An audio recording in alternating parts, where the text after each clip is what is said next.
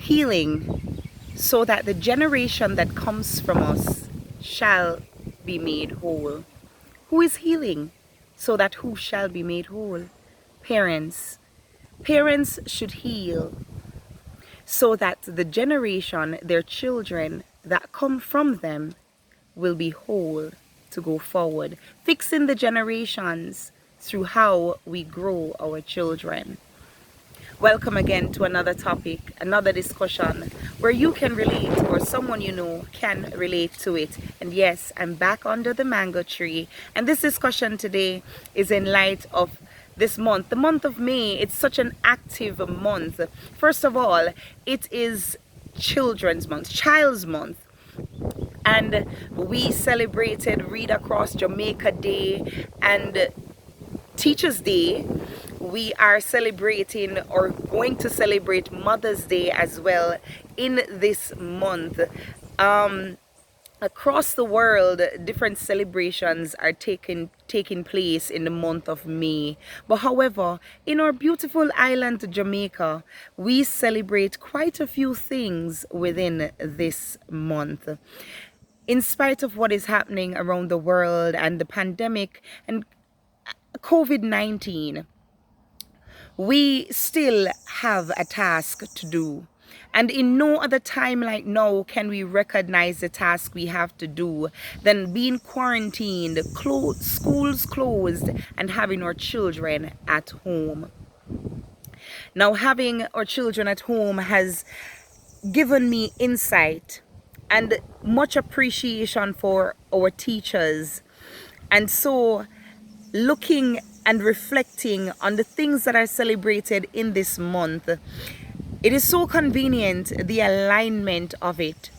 We celebrate Read Across Jamaica Day, where we give materials or we read materials to our children, and we celebrate reading itself, because reading is power. Once you read, you can go places around the world in your mind's eye. Yes, it is so. And then we celebrate Teachers Day, the groomers. Now, when I began to dissect teachers, it was not limited to the classroom. It's never limited to the classroom. Teachers are in the homes. Teachers begin in the homes. Mothers and fathers, grandparents, aunts and uncles are teachers. Once you have a child in your household, you have to put on a spirit of teaching. Now, what we teach to our children, what we pass on to our children, can either strengthen them or break them.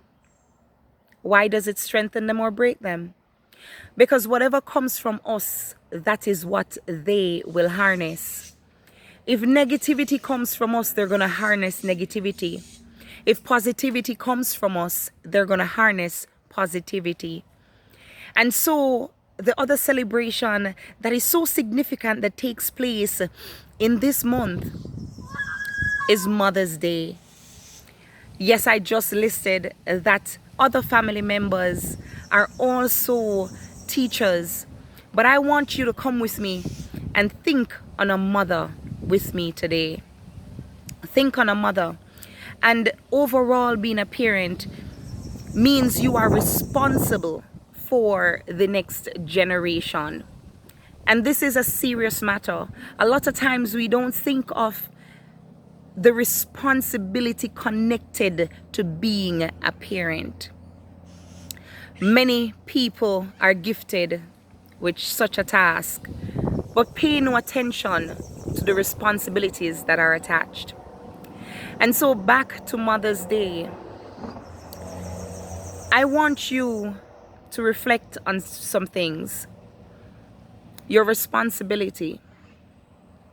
What do you pass on, or what can you pass on to your child or children?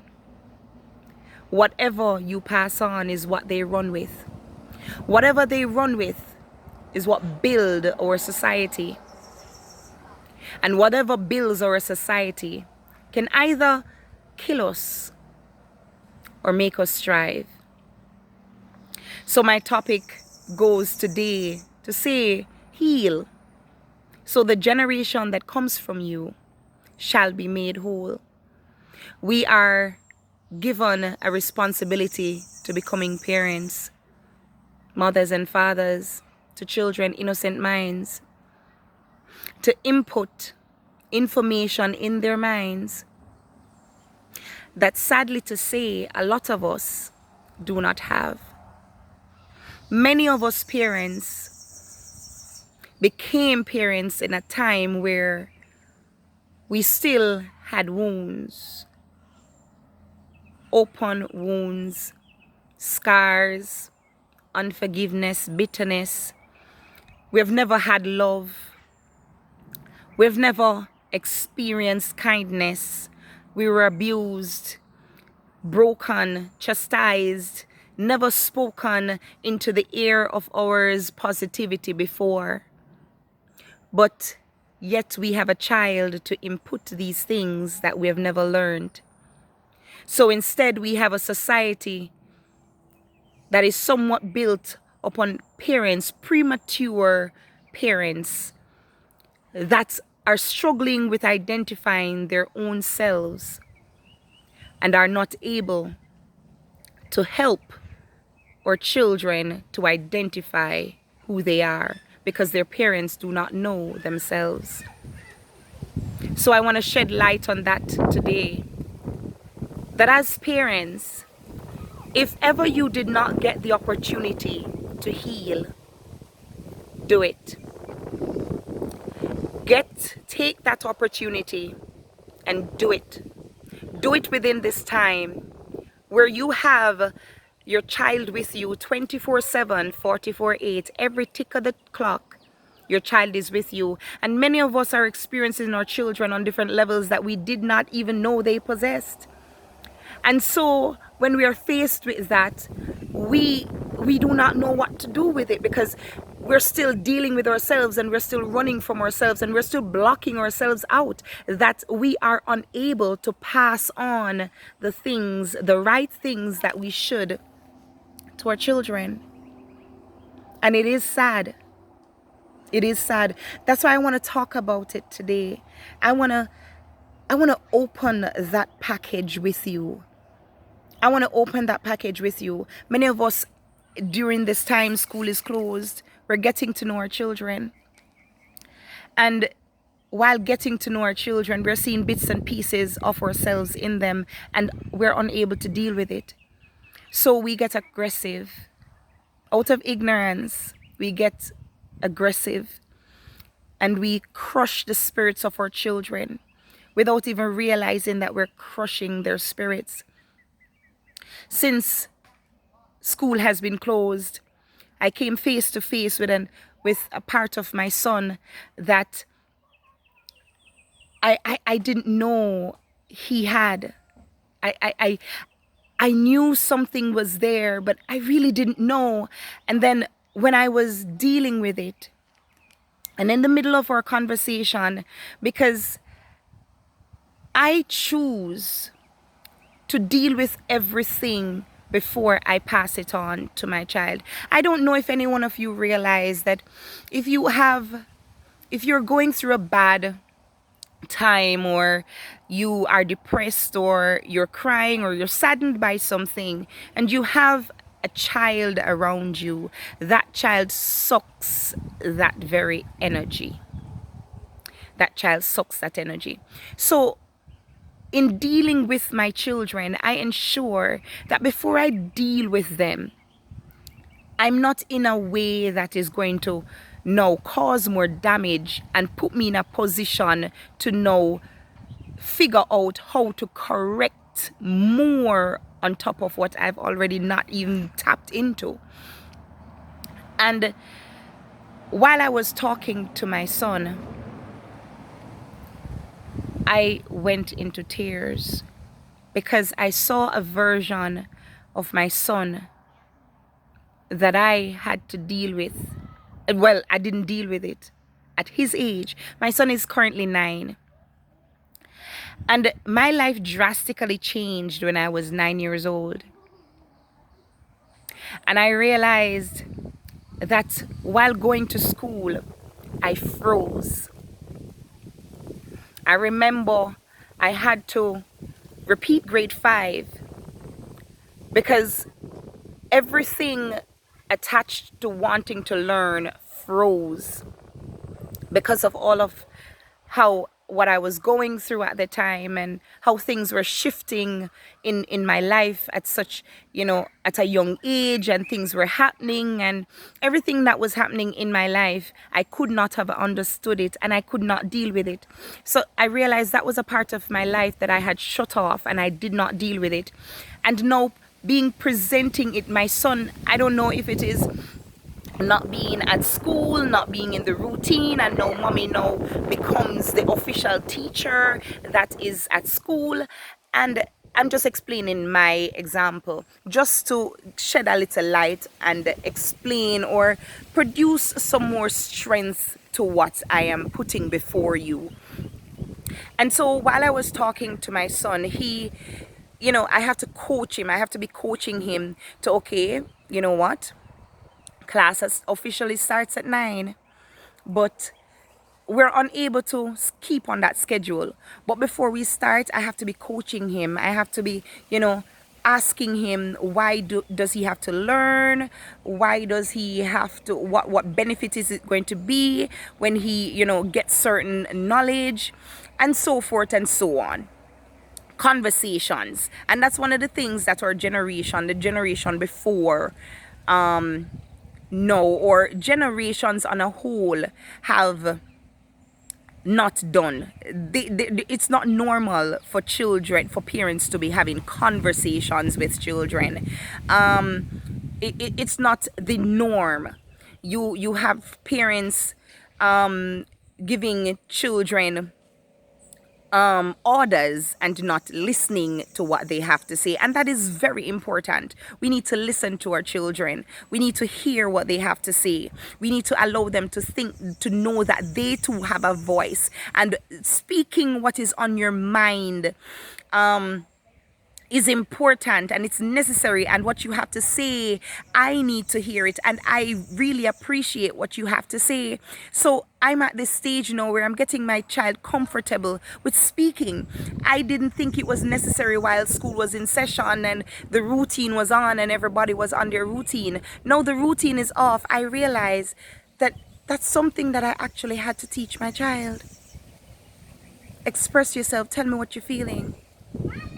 He doesn't want to learn. He doesn't want to do it. I don't want to say he doesn't want to learn, but he doesn't want to do it. He's saying, no, I don't want to do it. I do not want to do it. So I have to be coaching him. And I said to him, just be honest with me. How are you feeling? And when he explained how he's feeling, I realized that my son had placed up a block towards learning. He placed a block towards learning. That was it for me. At that moment, I saw myself.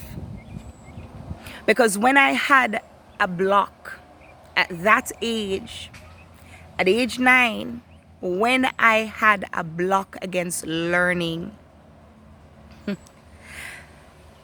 it was never dealt with. There wasn't anybody who knew how to deal with that. And as a matter of fact, I don't think anybody knew what was happening. I had a block. Okay, you cannot move on to grade 6, so you need to just repeat it. Okay, fine. And that was it.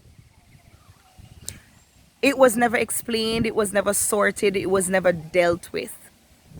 And now my son, because of a shift in how things are, a shift in routine, and really and truly, within the routine, I was not paying as much attention as I should have. I was saying to him, no, you need to do this. No, you need to do that. No, and I was giving demands. So he felt like what he had to say wasn't important. It wasn't necessary for him to speak. How can we fix that? How can we fix that? I was brought to tears. I just cried in front of him. Yes, some people would say, oh, no, you don't do that, but I could not help it. I could not help it. And right there and then, sorry guys, remember, filming is gonna have voices in the background. My children are somewhat close. So yes, some people might say, oh, you shouldn't show that emotion, but I could not help it. I could not have gotten up right there and then I said, you know what?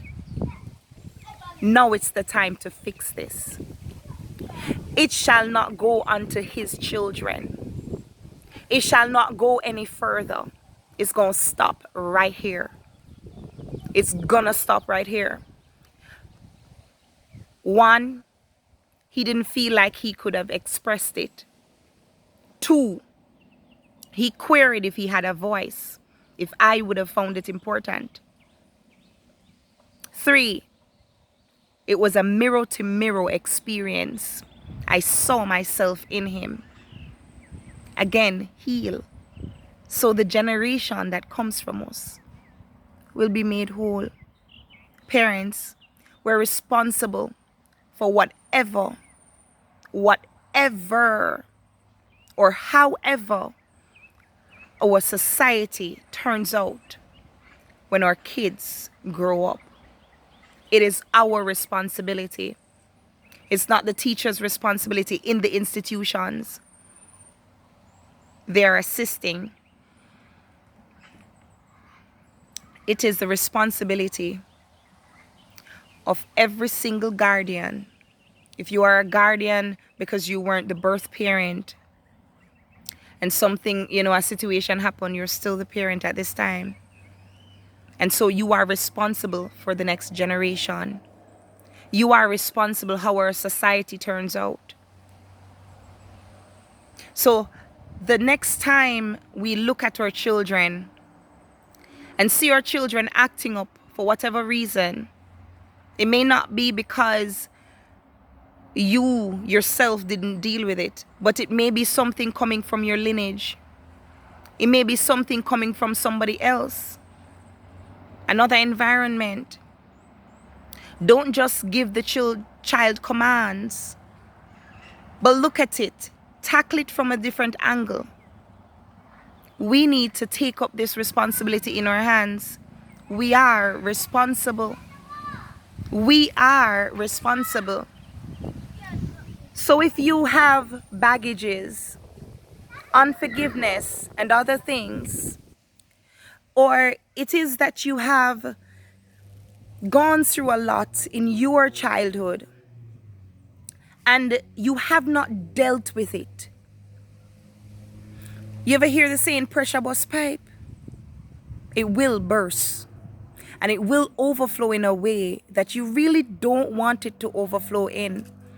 You will deal with your child, the innocence of your child, because really and truly they do not deserve the way we handle them out of our own pain. The truth of the matter is that we should first get ready to be parents and make sure we are equipped. We should first ensure that we are properly balanced before we start having children. But a lot of times this is not so. Just like I was oblivious coming into marriage, I was also a bit naive, taking on another life, not realizing the importance of what you're about to do. It is important. It is a life. You are grooming a child from a place that you have never ever seen. You are grooming a child from something, you're giving something that you did not get. You have to acquire it as you go. You have to acquire it as you go. And a lot of times, this is one-on-one. with you and your children. I understand that in this time we will get flustered. I understand in this time the pressure of things will seem unbearable. But we need to take a few minutes for every situation that arises, for every parent that is struggling with their child. And then for the life of me, I've never seen something that I hate so much. I detest it so much. When you see a child going through something, the first thing you say, I saw him madaditan, I saw him patan, I saw him granitan. And then you cast an acceptance of that negativity on that child's life. And now that child brings it forth because my mother went on so, and my father went on so, and I saw my grandfather went on. So now that child believes that because somebody from their family was like this, then it is okay to continue the tradition. Break that tradition in the name of Jesus. Stop and break every generational curse from your lineage and do not pass it on. We need to correct our generation, the generations to come, and we can only correct the generations to come if we correct ourselves. Oh, I'm grown. I don't need this no more. Yes, you do. Because if you have a life standing in front of you, or a life standing in front of you, looking back at you, that's a reflection of yourself. And they're going to go forth and take it. Why do you think grandparents will attempt to spoil their grandchildren? And I'm sorry if this hurts a lot of grandpeople or grandparents, but in truth of all things, grandparents spoil their grandkids because they recognize the mistakes that they made and how they dealt with things with their own child. So they are seeking to correct it. Not that spoiling the child is good. I refer to spoiling because, you tend to look at your mother or your father and say, hold on, you didn't do that, or I didn't get away with that, or you handled that a certain way. I heard my mother say something, and she said she doesn't like to hear a child cry. And when she explained, and she said, because she knew she did it the wrong way, so she doesn't like to hear a child cry now. So parents, whatever category you fit in, correct you before you correct the child. Because in correcting you, naturally it's going to come out to the child. But you cannot push the river uphill. No, it flows down. So you gotta clean the head. The head is you. The source is you. It might not have started with you. It might have started with your mother's mother, coming from generations. But you are the now source for the now child. Clean the head so the river flows clean. And again, guys, thank you. Thank you so much for joining me. Thank you. Happy Child's Month to all the children. I hope you heal. I hope you will evolve. I hope you will grow. I hope you will be protected. Feel protected. I hope you regain your voice.